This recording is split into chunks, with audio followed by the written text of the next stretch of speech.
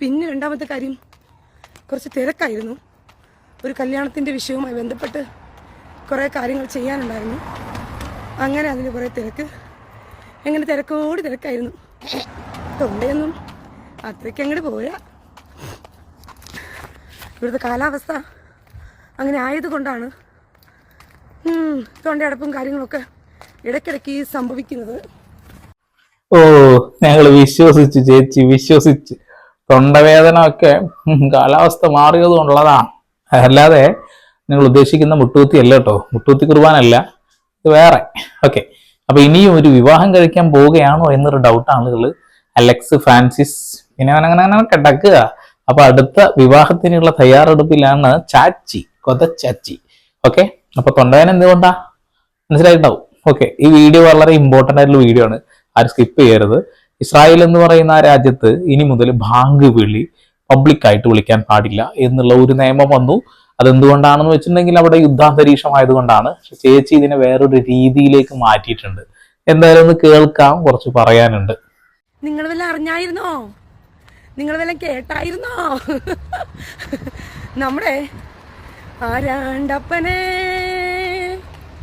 ആരാണ്ടപ്പനെ ആരാണ്ടപ്പനെ എന്ന് പറയുന്ന വിളിയുണ്ടല്ലോ, ഇനി അങ്ങോട്ട് വിളിക്കാൻ പറ്റില്ല.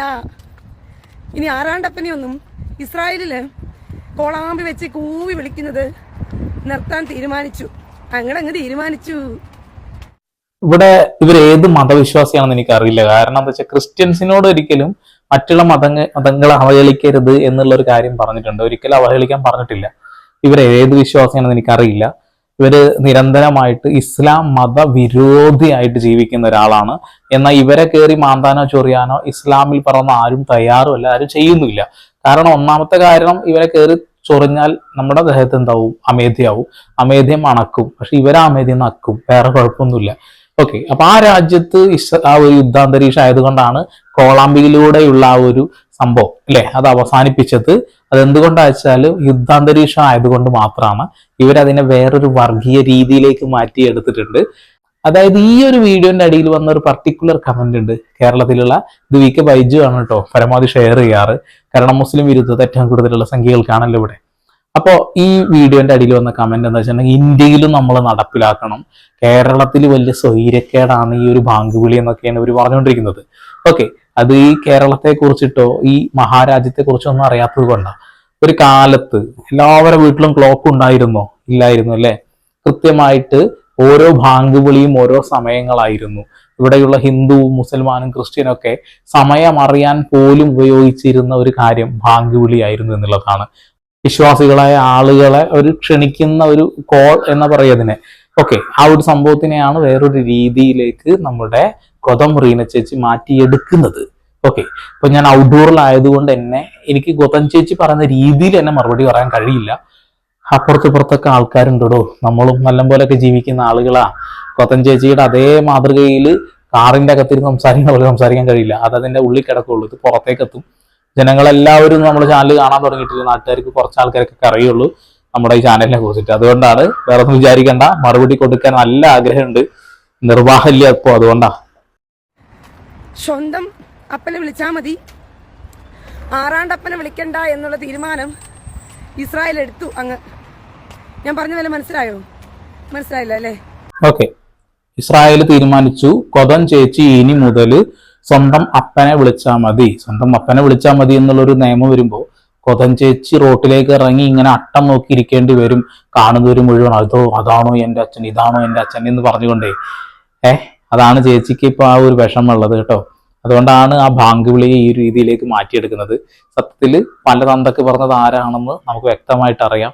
അവരുടെ തന്തമാർ എത്രയുണ്ടെന്ന് ഗൗതം ചേച്ചിക്ക് പോലും തിട്ടപ്പെടുത്താൻ കഴിയാത്തതാണ്. അതിലേതെങ്കിലും ഒന്നിലൊക്കെ ശുക്ലം വീണുണ്ടാവുക.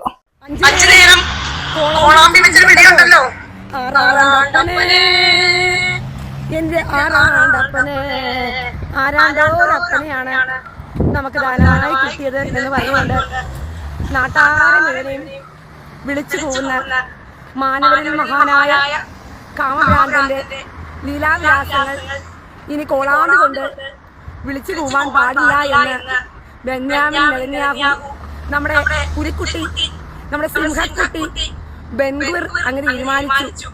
ഇത്തമാർ ബെൻഗുർ അങ്ങ് തീരുമാനിച്ചു, ഇനി 5 നേരം കോളാമ്പി കൊണ്ട് വിളിക്കേണ്ട ആരാണ്ട് അപ്പൻ, അവനവന്റെ അപ്പനെ വിളിച്ചുകൊണ്ട് അവനവന്റെ വീട്ടിൽ അങ്ങ് ഇരുന്നേച്ചാ മതി എന്നങ്ങ് പറഞ്ഞു.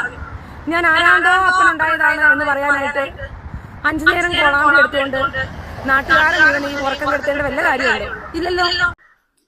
ദയവ് ചെയ്ത് റിന കൊതം ദയവ് ഇത് ഇന്ത്യയിലോട്ട് വരരുത്. കാരണം ഞങ്ങളുടെ രാജ്യത്ത് അത്തരം കാര്യങ്ങളൊന്നും അവസാനിപ്പിക്കില്ല.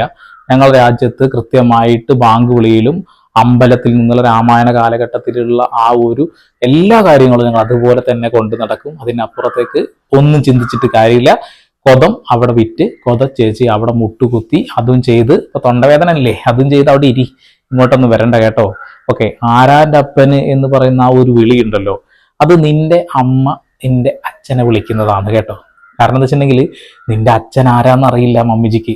ആ മമ്മിജി ഇങ്ങനെ നിന്ന് വിളിക്കണ്ടോ, ആരൊക്കെയാണ് അവന്റെ മോളുടെ അച്ഛൻ എന്ന് പറഞ്ഞിട്ട് മുറ്റത്ത് ഇങ്ങനെ നടക്കുന്നുണ്ടാവേ.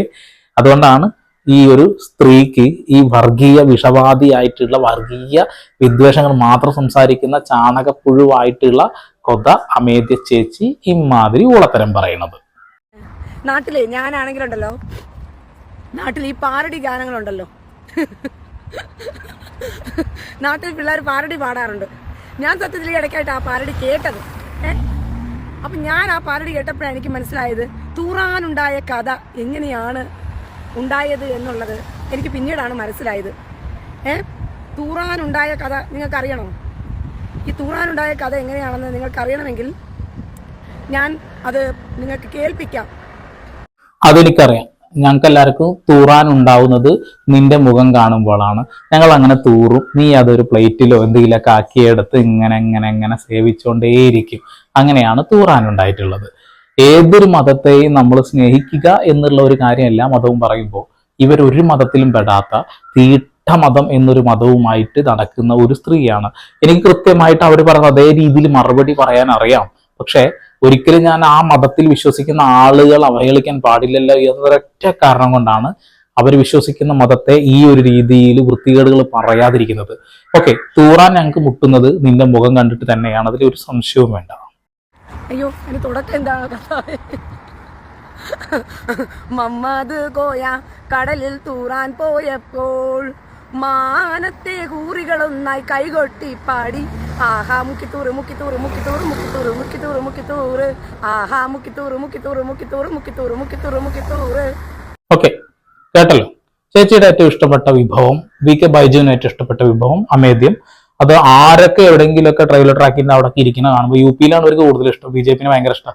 അപ്പൊ BJP ഭരിക്കുന്ന സംസ്ഥാനങ്ങളിൽ റെയിൽവേ ട്രാക്കുകളിൽ പോയിട്ട് അവിടുന്ന് കളക്ട് ചെയ്തിട്ട് അത് ഹോൾസെയിൽ റീറ്റെയിൽ ആയിട്ട് ഇവർക്ക് കയറ്റി കൊടുത്തുകൊണ്ടിരിക്കും. ഇപ്പോൾ ഇസ്രായേലിലുള്ള അവിടെയുള്ള ഹമാസിന്റെ ആളുകളാണെങ്കിലും ആരാണെങ്കിലും ഇവർക്കാണ് അതൊക്കെ ഒരു കരാർ കൊടുത്തിട്ടുള്ളത്. അവരെവിടെ അത് ഇട്ട് കടുത്താലും ഓടിച്ചെന്നത് സ്ട്രോ വെച്ച് കുടിച്ച് തീർക്കുക എന്നുള്ളതാണ്. VK ബൈജു ആണ് ഏറ്റവും അടുത്ത മിത്രമായിട്ട് ഇവർക്കുള്ളത്. അതുകൊണ്ടാണ് മറ്റുള്ള ആളുകളെ അവഹേളിക്കാൻ വേണ്ടി അവർ ഏറ്റവും കൂടുതൽ ഇഷ്ടപ്പെടുന്ന ഭക്ഷണം ഉപയോഗിക്കുന്നത് എന്നുള്ള കാര്യം ഞാൻ ഓർമ്മപ്പെടുത്തുന്നു. ഒരു മിനിറ്റ്.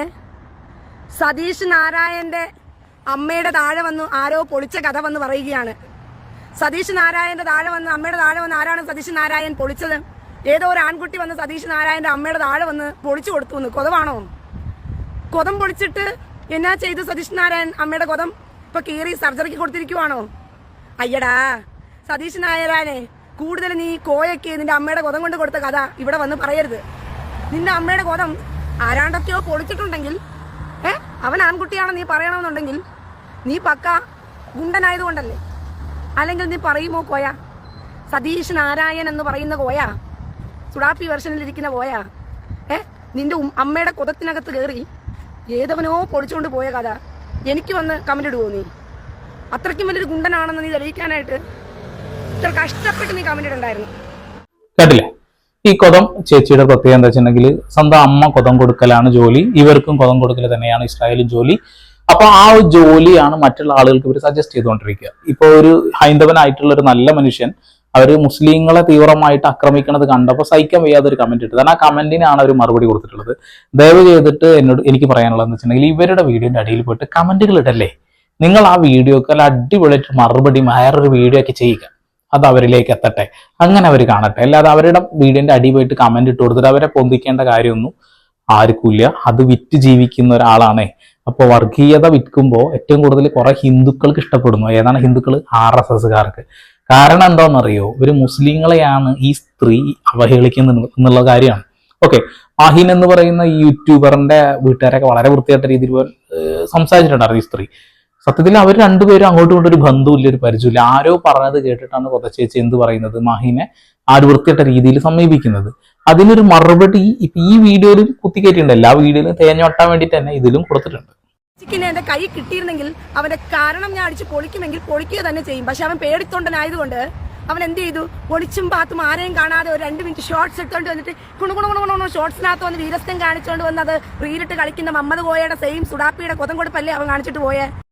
ഓക്കെ, അതായത് ലൈവ് ഇടൂ, ലൈവ് ഇട്ടിട്ട് ലൈവിലൂടെ എന്നോട് യുദ്ധം ചെയ്യാൻ വരൂ എന്നാണ് ചേച്ചി പറയുന്നത്, കൊതച്ചേച്ചി പറയുന്നത്. അപ്പൊ കൊത റീനയോട് എനിക്ക് ഒന്നേ പറയാനുള്ളൂ, നിങ്ങൾ വിശ്വസിക്കുന്ന ആ മതവുമായിട്ട് മുന്നോട്ട് പോവുക. നിങ്ങൾ അവഹേളിക്കാനോ നിങ്ങളെ നാണം കെടുത്താനോ നിങ്ങൾ വൃത്തികേടുകൾ പറയാനോ ഇസ്ലാം മതത്തിൽ പറഞ്ഞ ഒരാളും വരുന്നില്ല. പിന്നെ എന്തിന്റെ അടിസ്ഥാനത്തിലാണ് ഇവരെ വന്ന് ഇങ്ങനെ ചൊറിയുന്നത്? ഇത് ചൊറിയുന്നത് കാണുമ്പോൾ ഞങ്ങളെ പോലെയുള്ള ആളുകൾക്ക് സങ്കടമാണ് വരിക, ദേഷ്യമാണ് വരിക. അതുകൊണ്ടാണ് നിരന്തരമായിട്ട് പ്രതികരണവുമായിട്ട് ഞങ്ങളൊക്കെ രംഗത്ത് വരുന്നത്. ഇസ്രായേലിൽ ഇപ്പോൾ യുദ്ധ അന്തരീക്ഷമാണ്, ഇത്തരത്തിലുള്ള ശബ്ദവാഹിനികളൊന്നും ഉപയോഗിക്കാൻ പാടില്ല എന്നുള്ള നിയമമാണ് അവിടെ വന്നിട്ടുള്ളത്. അല്ലാതെ പള്ളിയിലെ നിസ്കാര സമയത്ത് നിസ്കാരിക്കാനായിട്ട് വിളിക്കുന്ന, പ്രാർത്ഥനയ്ക്കായി വിളിക്കുന്ന ഈ പാങ്ക് വിളിയല്ല അവസാനിപ്പിച്ചിട്ടുള്ളത്. അപ്പോൾ നുണകൾ പറയുമ്പോൾ അതൊക്കെ വൃത്തിയിൽ പറയട്ടെ, ആളുകൾ കുറച്ചും കൂടി വിശ്വസിക്കണ്ടേ. ഓക്കെ, ഞാൻ കൂടുതലായിട്ട് ഒന്നും പറയുന്നില്ല. ഇത്തരം ആളുകളെ സമൂഹത്തിന് മുന്നിൽ വലിച്ചൊട്ടിക്കേണ്ടത് നമ്മുടെ എല്ലാവരുടെയും കടമയാണ്. കൊതൻ ചേച്ചിയോട് എനിക്ക് ഒന്നേ പറയാനുള്ളൂ, ദയവ് ചെയ്ത് കേരളത്തിലോട്ട് വരരുത്. അങ്ങനെ വന്ന അത് ഒരു പോക്കായി എന്ന് പറയുന്ന പോലെ ആവും, പിന്നെ തിരിച്ചു പോക്ക് ഉണ്ടാവില്ല. നിങ്ങളെ വർഗീയ വിഷങ്ങൾ നിങ്ങൾ അത്യാവശ്യം ചൊരിഞ്ഞിട്ടുണ്ട്. എല്ലാം കൂടെ ഒരു UAP ഒക്കെ ചുമത്താനുള്ള സാധ്യത വളരെ കൂടുതലാണ്. പിന്നെ നല്ലവരായിട്ടുള്ള ആളുകൾ ചിലപ്പോൾ നിങ്ങളൊന്ന് തലോടിയാലും ഞങ്ങൾക്ക് കുറ്റൊന്നും പറയാൻ കഴിയില്ല. അമ്മാതിരി ഊളത്തരാണ് പറഞ്ഞുകൊണ്ടിരിക്കുന്നത്. ഒരു ഓപ്പൺ പ്ലേസിൽ കൂടുതലായിട്ട് പറയാൻ കഴിയില്ല. അതുകൊണ്ടാണ്. ഓക്കെ, ചാനൽ ഇഷ്ടപ്പെടുന്നുണ്ടെങ്കിലും സബ്സ്ക്രൈബ് ചെയ്യുക, ബെല്ലൈക്കൻ വിളിക്കുക. വീണ്ടും പുതിയ വാർത്താവിശേഷങ്ങൾ ഞാൻ വരും. അതിലേക്ക് സന്ദീപ് എടപ്പാൾ സൈനിങ് ഓഫ്.